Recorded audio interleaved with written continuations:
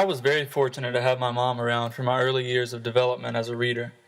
Before I could read for myself, Mom would read to me day and night while dinner was cooking, when I was tucked into bed, and even while I sat in the bathtub and she on the countertop.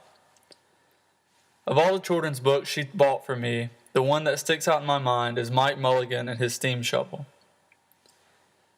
As I matured into a proficient reader, my mom still read to me often, but I began enjoying short novels like Where the Red Fern Grows. This is the first book to make me cry, by the way. And series like Hank the Cowdog, The Hardy Boys, and Redwall. Reading allowed me to become entangled in these characters' wild adventures, and I remember feeling like I knew the characters better than I knew some of my real friends. After all, they were the ones I hung out with after school. Then came middle school. In 7th grade, my friend group changed, I grew my hair out, ditched piano lessons for football and basketball practice, and hardly ever cracked the spine of a book because who did? Certainly not athletes like myself. I did, however, read The Hobbit and a series of unfortunate events during middle school, but I doubt I so much as picked up any other books. I'll spare the details of how I managed to survive middle school and the first 2 blurry years of high school and jump to my first educational and, specifically, reading revelation.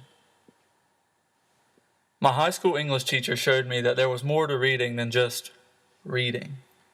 Like writing a screenplay and filming an adaptation of a scene of Macbeth, then screening it for the entire class and our principal. She also introduced me to books like Night, Of Mice and Men, and Then There Were None, and The Jungle.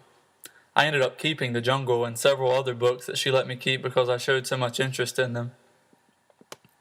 She realized my academic potential long before I did, and she challenged me to work harder than I ever had. My first semester at NC State, I took British Lit 2, and I realized that I had read virtually none of the monumental works of literature that people mentioned in class. In the spring, I took American Lit, and there it was confirmed that I had a lot of reading to do if I wanted to hold intelligent conversations about literature with my peers and professors.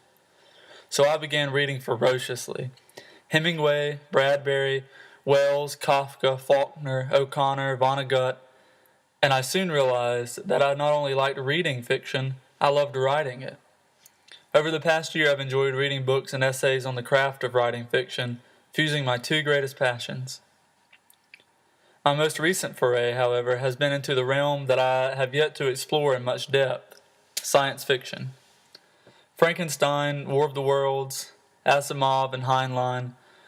I'm also gaining interest in pulp science fiction as well. This is all part of the ongoing evolution I'm experiencing as a reader, and it's an experience I hope to give my students. I'll tell them like Faulkner, read, read, read, read everything, trash, classics, good and bad. Another part of my evolution can be contributed to e-reading technology and the development of e-books.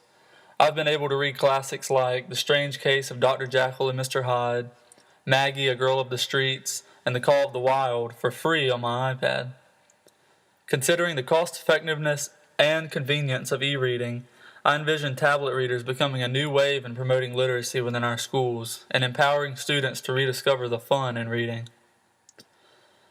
I will strive to help students find what my mom, my English teacher, and countless authors have helped me to realize, which is the power a book has to transport one to an otherwise foreign land and connect a human heart with a fictional one, like Mary Ann, Hank, Martin, George and Lenny, the Baudelaire orphans, and the old fisherman Santiago.